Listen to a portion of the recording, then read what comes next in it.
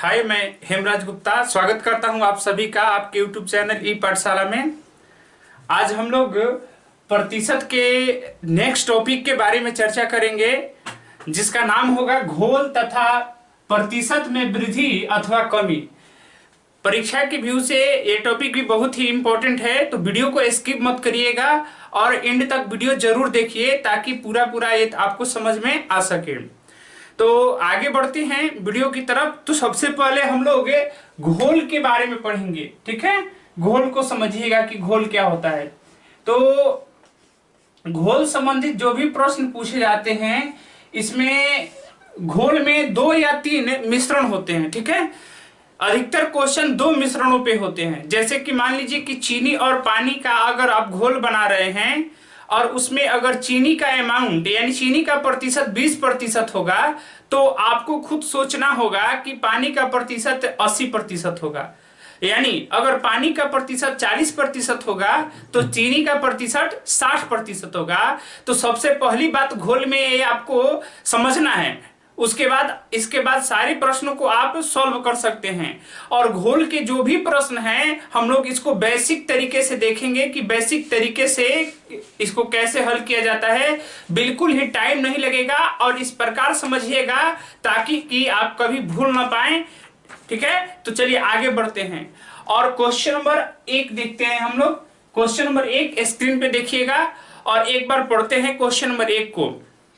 Question number 1 में है 50 KG शीशे एवं टीन के मिश्रण में 60% शीशा है। इस मिश्रण में कितना शीशा मिलाने पर बने मिश्रण में 75% शीशा हो।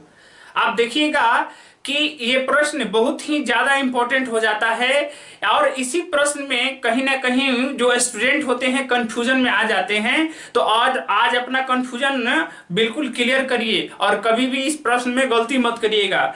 इसको बेसिक ढंग से बनाते हैं। सबसे पहले आप थोड़ा सा क्वेश्चन को समझिएगा कि 50 केजी शीशे और टीन के मिश्रण में, यानी कि टोटल यहाँ हमारा 50 केजी दिया हुआ है, ठीक है। 50 केजी और 50 केजी में 2 चीजें हैं, गौर करेंगे।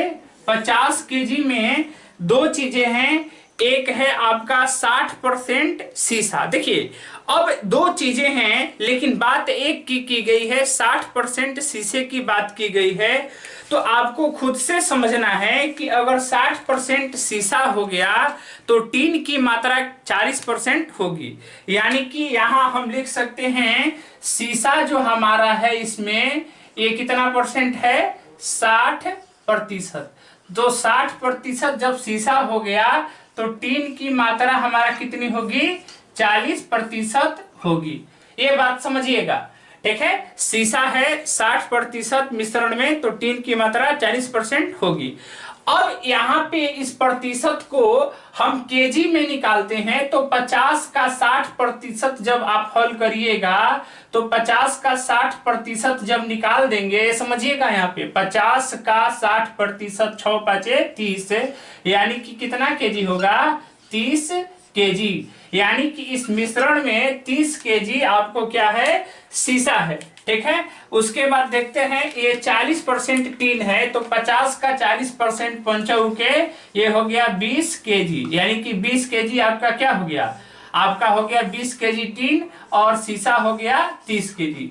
अब आगे क्या कह रहा है क्वेश्चन को समझिएगा कि करे कि मिलाने पर कितना शीशा मिलाने पर, यानी कि इसमें हमको शीशा मिलाना है और कितना शीशा मिला दे, ये यहाँ पे कितना शीशा मिला दे ताकि 75% शीशा हो जाए। यानी अब आप ये समझिएगा कि पहले शीशा का जो प्रतिशत था 60% था और इसे अब बढ़ा करके 75% करना है। और तो क्या करना है, तो सबसे पहले ये बात ध्यान रखेंगे कि हमको मिलाना क्या है, शीशा मिलाना है। तो शीशा मिलाना है तो हम केवल शीशा की ही बात करेंगे। और दूसरी बात ये समझिएगा कि जो मिलाना है, मान लीजिए कि ये शीशा 30 पहले से ऑलरेडी है तो कितना शीशा मिला दे, तो कुछ मान लेते हैं, मान लीजिए कि ये शीशा मिला दे, ठीक है। तो ये मिला दे, अब शीशा मिला दिए तो ये ज्यों के त्यों छोड़ देंगे। यानी कि ये हो गया हमारा शीशा और ये हो गया हमारा टीन। अब कह रहा है क्या कि 75% हमारा क्या हो जाए, शीशा हो जाए, 75% शीशा हो जाए। तो आप जरा गौर करिएगा कि शीशा कौन है, ऊपर वाला कि नीचे वाला। तो शीशा ऊपर वाला है, तो ऊपर हम लिख देंगे 75% अगर हो गया ऊपर शीशा, तो 25% ये क्या हो गया, टीन। यहाँ ये समझिए कि ये 75 तो 25 के, यानी कि अब शीशा में हमको जब मिलाना था तो जितना मिलाना था हम यहाँ जोड़ लिए, और 75% जब शीशा हो गया तो अपने आप टीन का जो प्रतिशत होगा वो क्या होगा, 25 होगा। अब इसको आप हल करिएगा, और हल करने के बाद जो आपका आंसर आएगा वही आपका सही आंसर होगा। यानी कि हल करते हैं 25 से, ये 25 से कटाइएगा तो 25 × 3 = 75, ये कैंची गुना कर देते हैं ऐसे, तो 30 + a बराबर ये हो जाएगा 20 × 3 = 60, यानी a बराबर 60 में से 30 गया 30 kg, यानी कि यहाँ पे आपको 30 kg क्या मिलाना पड़ेगा, शीशा मिलाना पड़ेगा। तो 30 kg आपका बिल्कुल आंसर होगा। तो ऑप्शन में देखिएगा, ऑप्शन ए में 20 kg, बी में 25 kg, सी में 30 kg और डी में 40 kg, यानी कि सी आपका करेक्ट आंसर होगा। तो ये हमारा क्वेश्चन नंबर 1 था। ठीक है, आगे बढ़ते हैं, हम लोग क्वेश्चन नंबर 2 की बात करते हैं। क्वेश्चन नंबर 2 आप ध्यान से देखिएगा। क्वेश्चन नंबर 2 अगर आपको ये नोट करना है तो एक बार आप नोट कर सकते हैं जल्दी से, ठीक है, फिर मिटाते हैं। स्क्रीनशॉट ले लीजिए इसको, ठीक है, फिर आगे बढ़ते हैं। स्क्रीनशॉट ले लीजिए इसको अगर नोट करना होगा तो, ठीक है, स्क्रीनशॉट रख लेंगे। फिर आगे बढ़ते हैं क्वेश्चन नंबर 2 की तरफ। क्वेश्चन नंबर 2 ध्यान दीजिएगा, क्वेश्चन नंबर 2, ठीक है, क्वेश्चन नंबर 2। क्वेश्चन नंबर 2 में क्या है, सेम क्वेश्चन है, यही क्वेश्चन है, ठीक है। 300 ग्राम चीनी के घोल में, स्क्रीन पे क्वेश्चन नंबर 2 आपको दिखाई दे रहा होगा, एक बार पढ़िए। 300 ग्राम चीनी के घोल में 40% चीनी है, इसमें कितना ग्राम चीनी और मिलाए ताकि नए घोल में 50% चीनी हो। यानी कि पहले चीनी का जो प्रतिशत था 40% था, कितना में, 300 ग्राम में। यानी कि टोटल अगर हम बात करें, टोटल मिश्रण हमारा जो है वो कितना है, 300 ग्राम है। और 300 ग्राम में दो चीजें हैं, 300 ग्राम में दो चीजें हैं, क्या क्या हैं आप जरा ध्यान दीजिएगा। 300 ग्राम में दो चीजें हैं, एक है आपको चीनी, ठीक है। अब एक जब चीनी हो गया तो दूसरा क्या होगा, पानी होगा। तो चलिए ये हो गया चीनी, तो इस साइड क्या लिखते हैं, पानी। यहाँ पे आपका चीनी का अमाउंट 40% दिया हुआ है, तो आप हमको बताइएगा कि पानी का अमाउंट 60% होगा कि नहीं। यानी कि अगर 40% चीनी है तो 60% क्या हो गया, आपको पानी हो गया। ठीक है, आगे बढ़ते हैं। अब इसको आप देखिएगा, जब 300 का 40% निकालिएगा तो 4 × 3 = 12, यानी कि 120 ग्राम हो जाएगा, और ये 36 18 180 ग्राम हो जाएगा। आगे बढ़ते हैं। अब कह रहा है क्या आपसे कि इसमें कितना क्या मिलाना है, क्वेश्चन में पढ़िए, क्या मिलाना है, इस घोल में कितना चीनी और मिला जाए। तो चीनी मिलाना है तो इसमें जोड़े या इसमें जोड़े, ये समझ लेना है। जोड़ना किसमें है, चीनी मिलाने के लिए। तो चीनी मिलाने के लिए ऊपर वाले में आप कुछ भी जोड़ सकते हैं, एक्स मान लीजिए या ए मान लीजिए। तो चलिए हम ए मान लेते हैं, ठीक है, ये जोड़ दिए। अब कह रहा है कि क्या, कि अब जब ऊपर वाले में चीनी मिला दिए तो ये तो ऐसे ही छोड़ देंगे क्योंकि इसमें कुछ करना नहीं है। तो चीनी हो गया, और चीनी की मात्रा 50% हो जाए। आप हमको बताइएगा कि अगर चीनी की मात्रा 50% हो गई तो पानी की भी मात्रा 50% ही होगी, इक्वल इक्वल होगा, क्योंकि चीनी 50 तो पानी भी 50। यहाँ कटा देंगे एक बार में, तो 120 प्लस से यहाँ पे आपका ए बराबर कितना होगा, 120 प्लस ए बराबर होगा 180। तो ए का जो वैल्यू होगा घटा दीजिएगा तो कितना आएगा, 60 ग्राम, यानी कि आपका ग्राम में आंसर देना है। तो ठीक है, तो ये आपका क्वेश्चन नंबर 2 का आंसर होगा। इसका स्क्रीनशॉट आप ले सकते हैं, ठीक है, जिसको समझ में आ रहा है आप इसका एक बार स्क्रीनशॉट ले लीजिए, फिर से एक बार समझिएगा। चलिए आगे बढ़ते हैं। घोल संबंधी प्रश्न में तीसरा टाइप का क्वेश्चन है, यानी तीसरा क्वेश्चन है जो थोड़ा इससे अलग होगा। ठीक है, इस क्वेश्चन को बनाने के लिए जरा कुछ बातें को समझा जाए, फिर इसके बाद हम इस अगला क्वेश्चन को बनाएंगे। ठीक है, इसको मिटा देते हैं, समझिएगा। कभी भी अगर आप कोई भी अगर मान लीजिए कि चीनी और पानी का शरबत बनाते हैं, मान लीजिए कि 6 केजी आपने चीनी लिया और 4 लीटर पानी लिया और 10 केजी का कुल मिश्रण बनाया, तो और उसमें से पानी को वाष्पित कर दिए, तो पानी जब वाष्पित करिएगा तो क्या उसमें से चीनी घट जाएगा? यानी कि चीनी कभी घटता नहीं है, वहां प्रतिशत की वृद्धि और कमी होती है। नेक्स्ट क्वेश्चन है जिसमें आपकी इसका सहायता लेना होगा। जैसे कि मान लीजिए कि आपने दूध और पानी मिलाया, तो दूध और पानी में मान लीजिए कि 12 केजी शुद्ध दूध है और 8 केजी पानी है, तो कुल मिला के मिश्रण की मात्रा आपकी 20 केजी हो गई। अब आपको कहेंगे कि इसमें से 4 लीटर पानी वाष्पित कर दो। तो अब हमको ये बताइए कि अगर आप 4 लीटर पानी वाष्पित कर दीजिएगा तो क्या दूध जो था 12 लीटर वो घट जाएगा? नहीं घटेगा, वो घटेगा नहीं, वो केजी में नहीं घटेगा, उसका प्रतिशत घटेगा या बढ़ेगा। यानी कि दूध में या तो गाढ़ापन आएगा या दूध में अगर पानी मिलाइएगा तो दूध पतला होगा। यानी कि दूध का मात्रा वही रहेगा लेकिन उसका प्रतिशत क्या होगा? घटेगा। घटेगा मतलब कि दूध पतला हो गया, या बढ़ेगा मतलब दूध गाढ़ा हो गया। यही दो चीजें समझना है। और इस क्वेश्चन पे आप जरा गौर करिएगा, क्वेश्चन नंबर 3 में यही है। क्वेश्चन नंबर 3 ध्यान से समझिएगा। करे कि चीनी तथा पानी के 12 लीटर घोल में 4% चीनी है। घोल को गर्म करने पर वाष्प द्वारा 2 लीटर पानी उड़ा दिया जाने पर शेष घोल में कितने प्रतिशत चीनी होगी? हमको क्लियर है जी, हमको एक बात क्लियर है कि चीनी पहले जितना था हम उसमें पानी उड़ा देंगे, चीनी मेरा उतना ही रहेगा, लेकिन चीनी का प्रतिशत घटेगा या बढ़ेगा। तो सबसे पहली बात ये कि आपका मिश्रण कितना है? 12 लीटर का है। चीनी और पानी का जो मिश्रण है वो हमारा है कितना लीटर का? 12 लीटर का। ये समझिए, ये बात को समझिए, 12 लीटर का चीनी और पानी का मिश्रण है। इसमें से कह रहा है क्या कि 2 लीटर घोल को उड़ा दिया गया जिसमें 4% पहले चीनी है। तो 4% चीनी है, तो क्या आप चीनी का मान बता सकते हैं? क्या आप चीनी का मान निकाल सकते हैं? तो चलिए चीनी का मान निकालते हैं। तो चीनी का मान जब निकालेंगे तो 12 का कितना परसेंट? 4/100। ये हल नहीं करते हैं, इसको इतना ही छोड़ देते हैं आगे, ठीक है, देखेंगे। तो ये 12 का 4% हमारा क्या हो गया? चीनी हो गया। बात तो हमको आपको पहले बता चुके हैं कि ये कितना भी इसमें आप पानी वाष्पित कर दीजिए तो क्या होगा? इसमें गाढ़ापन आएगा या पतलापन आएगा, लेकिन पानी वाष्पित करने के बाद ये और ज्यादा मीठा होगा, ठीक है। तो यानी कि चीनी का प्रतिशत क्या हो जाएगा? बढ़ जाएगा। पहले यानी कि 4% अगर चीनी था तो बाद में चल के इसका प्रतिशत क्या होगा? बढ़ेगा। अब क्या कर रहा है कि बताओ कि इसमें से 2 लीटर पानी वाष्पित कर दिया जाए। अब थोड़ा सा ध्यान दीजिएगा कि अगर 12 लीटर में आपने 2 लीटर पानी वाष्पित कर दिया तो कितना लीटर बचा? अब बचा कितना लीटर? 10 लीटर।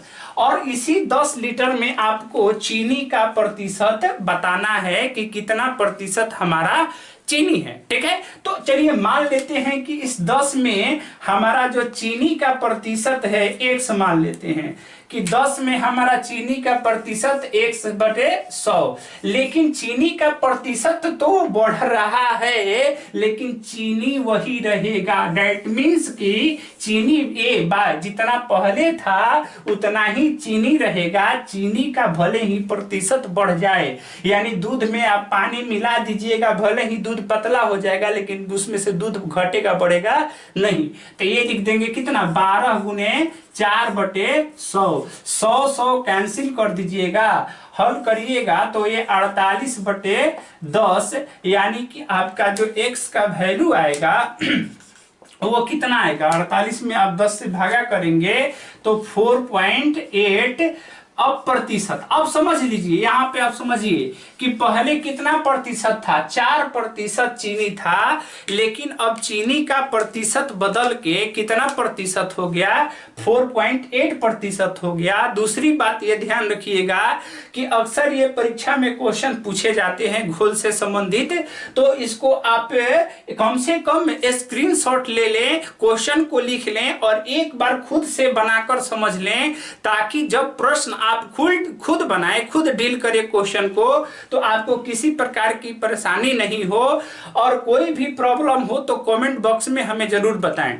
चलिए आगे बढ़ते हैं इस टॉपिक के बाद। तो हमारा नेक्स्ट टॉपिक है वृद्धि अथवा कमी।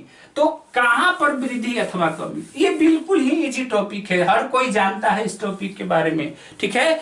तो वृद्धि और कमी जो हमारा टॉपिक है, ये समझिएगा। इसमें इस टाइप से क्वेश्चन पूछे जाते हैं, जैसे एक क्वेश्चन हम खुद बोल रहे हैं, जैसे कि पूछे जाते हैं कि किसी भी वस्तु का मूल्य पहले 20% बढ़ा दिया गया, पुनः उसके मूल्य में 10% घटा दिया गया, तो अब अंत में उस वस्तु के मूल्य में क्या परिवर्तन हुआ। यानी कि पहले 20% बढ़ाया गया और 10% घटाया गया, तो अब क्या होगा, पहले से घटेगा इसका दाम या पहले से बढ़ेगा इसका दाम, ठीक है। ए आयत का लंबाई 20% बढ़ा दिया गया, चौड़ाई 10% घटा दिया गया, तो अब आयत के क्षेत्रफल में कितना प्रतिशत की वृद्धि या कमी होगी। तो ये सब कोई बनाता है, इसके लिए फॉर्मूला भी बता दिया जाता है, a प्लस बी, ठीक है, a माइनस बी और plus minus a plus B, a गुणा b बटा 100। लेकिन हम लोग इसको फॉर्मूले से हल नहीं करेंगे, इसको हम लोग बेसिक समझेंगे, ताकि कहीं भी कैलकुलेशन में प्रॉब्लम ना हो। बेसिक उससे भी इजी होगा। आप जरा सा समझिए कि कोई भी चीज का प्रतिशत पहले, कोई भी चीज का दाम पहले 100 होता है और 100 दाम मानकर हम बनाएंगे। तो क्वेश्चन पहले पढ़ लेते हैं, तब इसको हम लोग बनाते हैं। जैसे आगे बढ़ते हैं, क्वेश्चन नंबर मेरा 4 होगा, और किसके लिए, तो लगातार प्रतिशत में वृद्धि और कमी के लिए। मेरा क्वेश्चन नंबर 4 क्या है, करे कि स्क्रीन पर पढ़िएगा। यदि एक कर्मचारी यदि एक कर्मचारी की मजदूरी पहले 40% कम कर दी गई, उसके बाद 50% बढ़ा दी गई, तो उसका कितना प्रतिशत लाभ अथवा हानि होगा। सबसे पहली बात बिल्कुल ही इजी ढंग से समझिए। आप समझिए कि उस कर्मचारी का वेतन तो पहले कुछ मिलता होगा, तो मैं क्या मानता हूं, मैं मानता हूं कि उस कर्मचारी का वेतन पहले 100 मिलता था। कितना मिलता था, पहले 100 मिलता था, ठीक है। हम कोई फॉर्मूला यूज नहीं करेंगे इस क्वेश्चन के लिए, कोई जरूरत नहीं फॉर्मूले का, ठीक है। तो पहले उस कर्मचारी का वेतन 100 मिलता था, और मेरा फर्स्ट कंडीशन है कि 40% घटा दिया गया। तो कभी भी 40% रिड्यूस किया जाता है, घटाया जाता है, तो उसके लिए 40/100 नहीं लिखते हैं। 40% घटाने का मतलब लिखते हैं 60/100। अगर यही चीज 40% बढ़ाया गया होता तो हम 100 में जोड़ कर लिखते हैं, ठीक है। देखिए आगे पढ़िए, फिर कह रहे हैं कि 50% बढ़ा दिया गया। तो अब जब 50% बढ़ा दिया गया तो क्या लिखेंगे, 150/100। बड़ा ही इजी है। अब सॉल्व कर लेंगे। अब जरा ध्यान दीजिएगा, सॉल्व करने के बाद अगर आंसर, अगर इसका मान 100 से कम आता है, तो आप सीधा सीधा समझ लीजिए कि उसका हानि हुआ है। अगर इसका मान 100 से ज्यादा आता है, तो आप सीधा सीधा समझ लीजिए कि उसका लाभ हुआ है। तो हल करते हैं, तो ये 100 तो कटा दीजिएगा, ये 0 ये 0 कटा देंगे। अब 15 छक कितना होता है जी, 15 छक 90। अब आप हमको बताइएगा कि पहले उसको मजदूरी 100 मिलता था, अब 90 मिलता है, तो क्या बढ़ गया, उसको लाभ हो रहा है, नहीं। यानी 100 से कम तो समझना है हानि, और 100 से ज्यादा तो समझना है लाभ। अब ऑप्शन में ढूंढिएगा, तो ए में है 10% लाभ, बी में 10% हानि, सी में न लाभ न हानि, ठीक है। तो इसका आंसर हमारा बी होगा कि उसको 10% का क्या हो गया, हानि हो गया। यानी कि 100 से ये 10% कम है, तो 10% की जाहिर सी बात है कि हानि होगी, और यही हमारा आंसर होगा, ठीक है। आगे बढ़ते हैं। देखिए यही क्वेश्चन जो है, इसी प्रकार का क्वेश्चन हमारे मेंसुरेशन जैसा मेंसुरेशन में पूछा जाता है, ठीक है। तो उसको भी इसी में हम लेकर आए हैं, जिसमें आयत की बात कर दी जाएगी, वर्ग की बात कर दी जाएगी और लंबाई। आयत में तो जो दो चीजें होती हैं, लंबाई बढ़ा देगा कभी चौड़ाई घटा देगा, तो लंबाई घटा देगा तो कभी चौड़ाई बढ़ा देगा। वर्ग में एक भुजा होता है तो उसमें तो एक की बात करेगा। तो हमने आयत और वर्ग दोनों इसमें साथ लेकर आया है, और उस दोनों क्वेश्चन को भी समझ लीजिए कि उसमें कैसे कैसे क्वेश्चन किया जाता है। और आयत के लिए हमारा क्वेश्चन नंबर 4 होगा, सॉरी क्वेश्चन नंबर 5 होगा। उस क्वेश्चन नंबर 5 को समझिएगा कि कैसे बनाया जाता है। चलिए 5 नंबर क्वेश्चन स्क्रीन पे आपके है, पहले आप पढ़ लीजिए, पढ़िए। पढ़ लिए? चलिए एक बार अभी पढ़ते हैं क्वेश्चन नंबर 5। तो क्वेश्चन नंबर 5 हमारा है, एक आयत की लंबाई 10% की वृद्धि कर दी गई। देखिए आयत है, एक आयत की लंबाई 10% वृद्धि कर दी गई, फिर चौड़ाई 10% कमी कर दी गई, इसके बाद क्षेत्रफल में कितना प्रतिशत वृद्धि अथवा कमी होगा।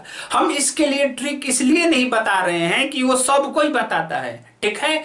उसमें होता क्या है कि कैलकुलेशन में कोई कोई जो थोड़ा कमजोर स्टूडेंट होते हैं प्लस और माइनस में गड़बड़ कर बैठते हैं, जिसके कारण उनका आंसरवा गलत आ जाता है, ठीक है। तो सबसे बढ़िया हम 100 मानकर ही सारे क्वेश्चन को बना लेंगे, या वो आयत या वो क्षेत्रफल में वृद्धि पूछे या आयतन में पूछे, कोई फर्क पड़ने वाला नहीं है, समझिए।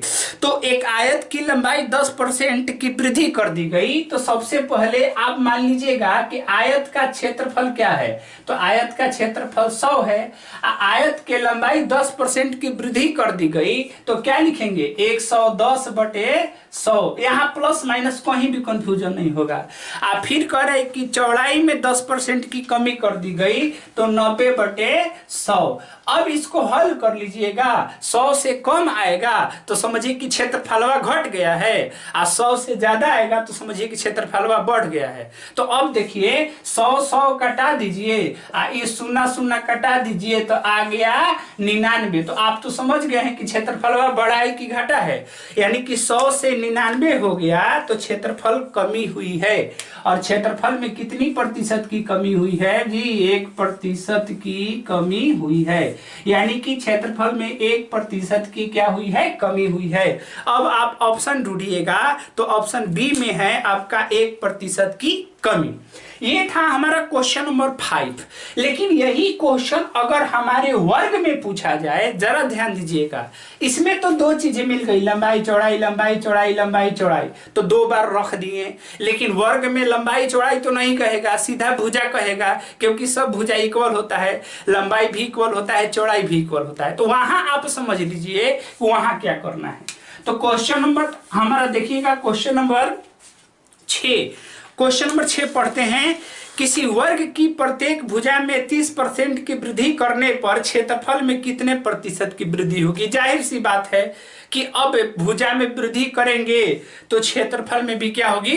वृद्धि होगी। तो कितने प्रतिशत की वृद्धि होगी ये आपको बताना है। तो चलिए आगे बढ़ते हैं। तो सबसे पहले यहाँ केवल एक ही बात करी गई है, 30% के भुजा में वृद्धि। आप समझ लीजिएगा, ऐसा क्वेश्चन कभी मिल जाए, ठीक है, और हमको 100 पे बनाना है और 30% की वृद्धि करना है, तो क्या एक ही बार लिखेंगे तो हमारा आंसर आ जाएगा? नहीं, एक बार लिख सकते हैं केवल परिमाप में वृद्धि और कमी पूछे तो। लेकिन क्षेत्रफल में अगर पूछेगा तो इसी चीज को 2 बार लिखेंगे। इसी चीज को कब बार लिखेंगे? क्षेत्रफल में पूछेगा तो 2 बार लिख लीजिए, याद कर लीजिए। आयतन में पूछेगा वृद्धि कमी तो इसी चीज को कब बार जी? 3 बार। आप परिमाप में जब पूछेगा तो इसी चीज को क बार लिखेंगे? 1 बार। आज के बाद कभी इसमें कंफ्यूजन नहीं होना चाहिए कि क्षेत्रफल में 2 बार लिख देना है, आप परिमाप में 1 बार लिखना है और आयतन में 3 बार लिखना है। तो यहाँ तो वर्ग का क्षेत्रफल में वृद्धि पूछा गया है, वर्ग का परिमाप नहीं पूछा गया है, और वर्ग का आयतन होकबे नहीं करता है। तो 2 बार लिख दिए, और 2 बार लिखने के बाद चलिए इसको हल करके दिखाते हैं आपको। चलिए 100 कट गया, 0 कट गया तो 169। ये 100 से ज्यादा आया कि कम? 100 से ज्यादा आया कि कम? बताइए, 100 से ज्यादा आया कि कम? तो 100 से ज्यादा आया है। और कितना ज्यादा आया है? 69% ज्यादा आया है। यानी कि 69% उसके क्षेत्रफल में क्या या लिखेंगे? वृद्धि, या ऐसे भी प्लस में भी लिख सकते हैं, ठीक है। यानी कि 69% क्षेत्रफल में हमारी क्या हुई है? वृद्धि हुई है। अगर वीडियो आपको पसंद आया हो, अगर जितना भी क्वेश्चन हो समझ में आया हो, तो चैनल तो लाइक करें। और अगर हमारे चैनल पे आप नए हैं तो सब्सक्राइब जरूर करें। आपके लाइक से ही, ठीक है, आपके अगर आप लाइक करते हैं तो हमारा लेवल बढ़ता है और हम आगे आपके लिए कुछ अच्छा करने की कोशिश करते हैं। तो लाइक करके जरूर बताएं हमको, और डिसलाइक भी करें, कमेंट भी करें, ताकि हमको मालूम चल सके कि वीडियो बनाने में कोई कमी तो नहीं रह गई हो। ठीक है, तब तक धन्यवाद, थैंक यू।